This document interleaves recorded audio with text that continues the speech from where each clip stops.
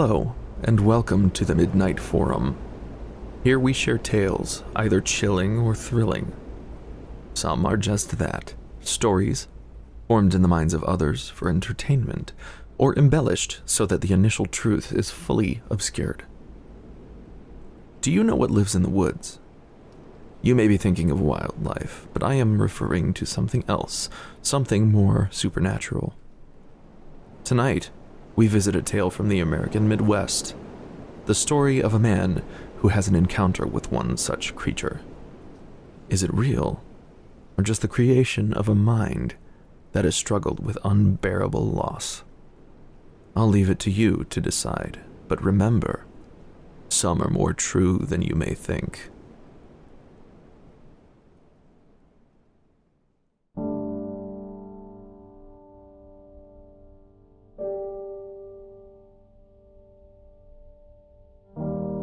Death is a funny thing. Some people take it well, others not so much. I'm not sure exactly where I stand. I've dealt with it plenty. Although some people just take it as a part of life, as a natural thing, I think I'm more inclined to something else.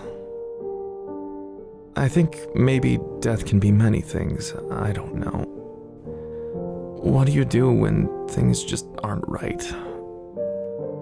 When people die who you know just have no good reason to. Healthy people, young people, when it just makes no sense. I've been asking myself this for years now, and I still haven't found an answer. But I think the pieces are coming together, and it all starts with her. When I first saw the woman in the woods, I was 7 years old. I was playing with some friends at one of their houses. It was a birthday party. One of those awesome kid parties, well, awesome to the kids at least, that parents like to throw for their kid's birthday at least once. It was for my friend Ethan, and he had just about everything that a kid could have wanted for his birthday. Lots of friends, huge pizza, cake, a piñata. His parents had even rented a laser tag setup for us. It was a pretty awesome party, and Ethan and our friends had a great time. I can still remember his laugh, the sounds of my friends playing, the cool breeze on an otherwise hot summer day. The sun had just started going down when Ethan's dad came over with the laser tag stuff and started gearing us up. Everyone was so excited. Ethan's dad and uncle had even worked together to make us some obstacles and cover. They basically turned the backyard into a big outdoor laser tag arena. The game was intense. We were kids with boundless energy and enthusiasm and very active imaginations. I thought I was RoboCop or something, I don't know. But we ran around for what felt like hours out there. It was toward the end of the game, I think, when it started getting a little darker. It wasn't quite dark yet, but you could see the colors in the sky start to change. But we didn't pay any attention or any mind to that. We just wanted to play.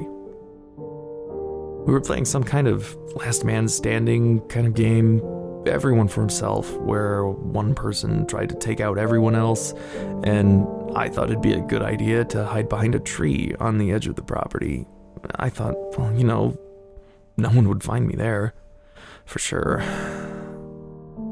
I saw Ethan stalking around and surprising the other kids. We were having a blast. That's when I saw her. You know that weird feeling you get when you think you're being watched? I don't mean the sneaking suspicion that just makes you feel paranoid, where you look all around and find there's nothing there and it's just your imagination. No. I mean the pinprick on the back of your neck, the chills down your arms, the nagging in the back of your head that makes you turn, and you immediately meet the eyes of the person looking at you. That's what I felt. So when I turned around and saw the woman, it was like I just knew she was there. I wasn't scared or anything, nothing like that. I didn't even think about it. I didn't think it was strange that there was a woman out there in the woods all alone. She was pretty. She had long hair. She wore this dress that was kind of red and brown, and it had a white collar. She had this thing in her hair too, not too much unlike a headband, but more of a hat? I don't really know. She looked like someone I saw in a book once. She didn't really move, she just looked at me. I thought maybe she was someone's mom, but she just seemed kind of out of place. After a few seconds, I heard Ethan's dad calling, and I looked back toward the house. It was getting dark, and he wanted all the kids back inside. But when I glanced back toward the woman, she was gone. I looked around, but I didn't see her anywhere. After our game, Ethan's dad set up a big projector screen in the basement, and we went inside to watch some movie that had just come out. I don't even remember what it was. His mom made this awesome popcorn with a bunch of chocolate and caramel. I quickly forgot about the woman. I didn't really even think about it. I mean, as far as my mind could tell, she was just someone's mom. I never thought to ask or mention it to my friends. The next morning, my dad sat me down in our living room. His face was stoic, but Mom looked like she'd been crying. My dad put his hand on my shoulder and told me the news. Ethan didn't wake up that morning. He had died in his sleep the previous night. No one knew what happened. No one had any idea. I mean, he was just a kid, 7 years old and healthier than any of us. He was the fastest and the smartest, and he got better grades than me. I never remembered him even getting sick before, and then he was just gone. I remember his funeral. That was tough. As a kid, you just kind of go with it. I don't know if any kid has the mental capacity to really understand death. Maybe that's why some kids can cope with it so much better than adults. I had almost forgotten all about the woman. That is, until I saw her again, this time as an adult. It was my wedding day. I had known my wife forever. She was amazing. As a young man, I had fought through depression, and she saved me. It's amazing what love can do to a broken mind. There were some things there that I never thought I could get through, and honestly, I almost didn't. I met her the day that I was planning my own suicide. Naive is a good word, I think. I had so much to live for, and I just didn't see it. But whatever was going through my head that day, when I saw her, it just all melted.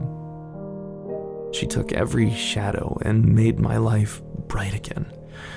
As a teen, I had done a lot of stupid things. I got into fights all the time, my grades sank, and I got into some pretty risky situations with the wrong crowd. Marrying Emily was the only right decision I had made in a long time. I remember watching her walk down the aisle wearing that gorgeous dress and feeling my knees start to buckle under me. My brother, Paul, was standing there next to me with his arm under mine, and he held me there, almost like to say, "Nope, you're not getting out of this one, bro." It was such a perfect day. I kissed my bride, and we walked out of the church together. Walking out the door, just for a second, I glanced off to the side across the street, and there she was. The woman was there, in the woods on the other side of the road, just behind a tree, and she was watching me. Paul was there next to me, and I nudged aside and gestured over to the woods, but when I looked back, the woman was gone. The next morning, I woke up next to my beautiful bride, but the night and the morning's bliss was shattered when I saw my phone. Paul was dead. He died from a collapsed lung. It was such a freak thing. My parents had found him at the bottom of the stairs, and there were holes and dents in the drywall from him banging to wake them. It had to have been loud, but somehow they hadn't heard him. I was destroyed.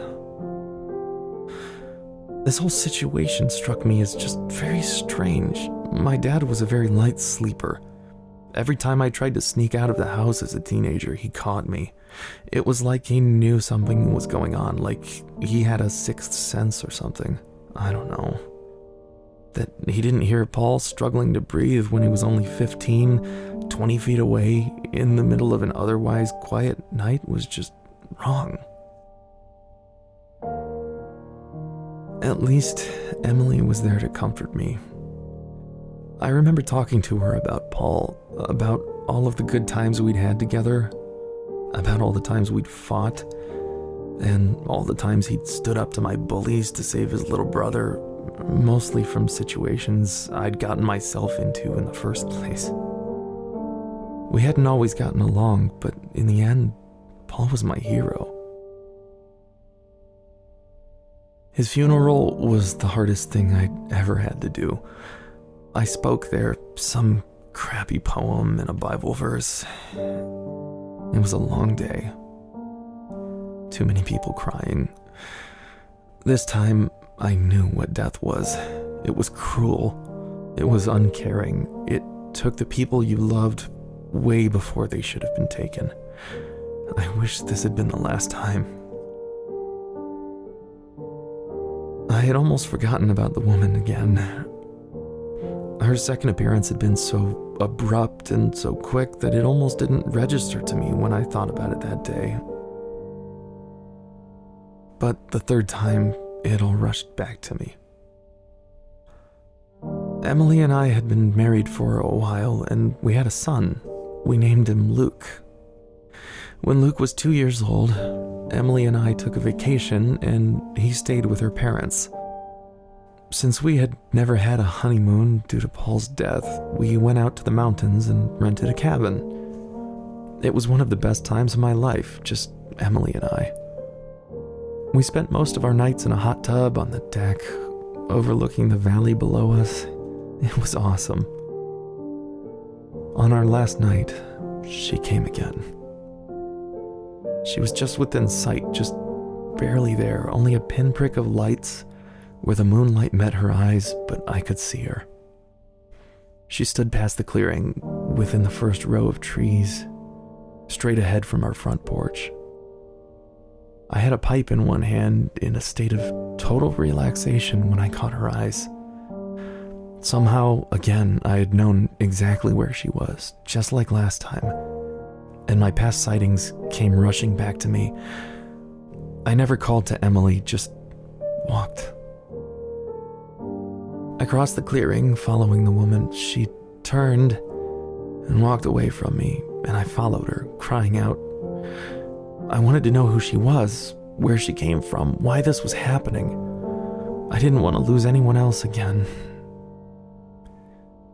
I entered the first row of trees, but the forest was far too dark to explore at night, and the woman vanished without a trace. This time she took my parents. They died in each other's arms. I called their neighbor after they didn't answer their phones, and the neighbor found them in their bed.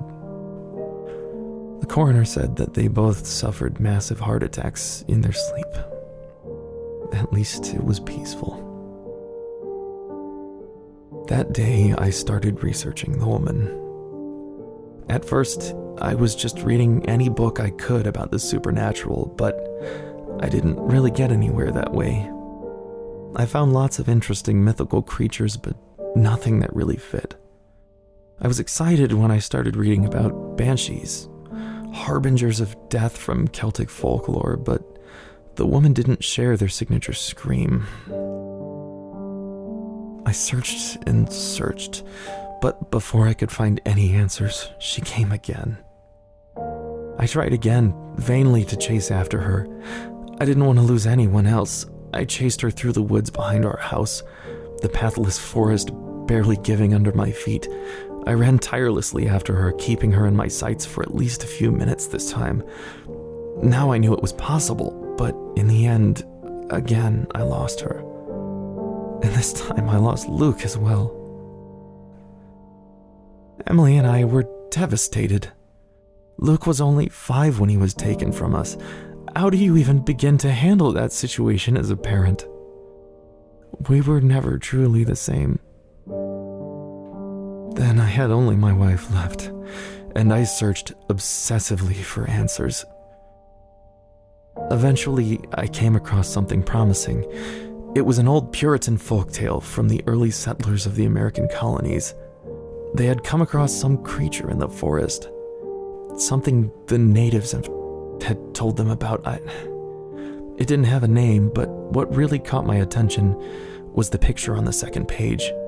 It was her. It's been years since I first saw that book. I've studied the few pages of text and that picture until I could recite it forward and backward. I've found every scrap of information there is to know about the forest creature, and now I think I know how to kill it. It'll be dangerous, extremely dangerous, and there's a good chance that, well, honestly, I really don't stand a chance.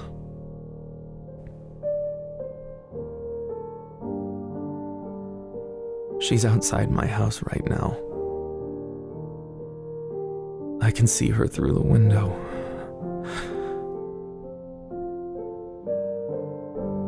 I've spent some time writing all this down so that maybe, just maybe, someone can find it helpful in the future. Maybe you can put an end to this nightmare. I can hear Emily's breathing growing shallow, but I won't take my eyes off the woman. She can't get away from me.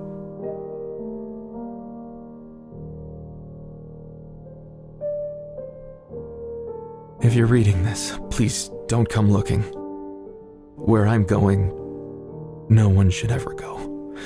It's not a place meant for humans, but I have to go there. And I'm going to get my wife back.